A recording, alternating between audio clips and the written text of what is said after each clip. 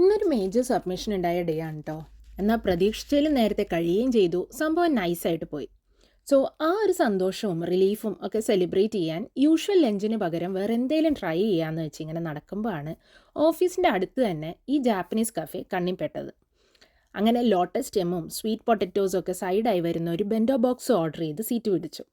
അടുത്തുള്ള ഓഫീസിലെ ആൾക്കാരൊക്കെ വരുന്ന അത്യാവശ്യം തിരക്കുള്ള ഒരു കഫേയാണിത്. ഫുഡും ആംബിയൻസും ഒക്കെ കൊള്ളാം.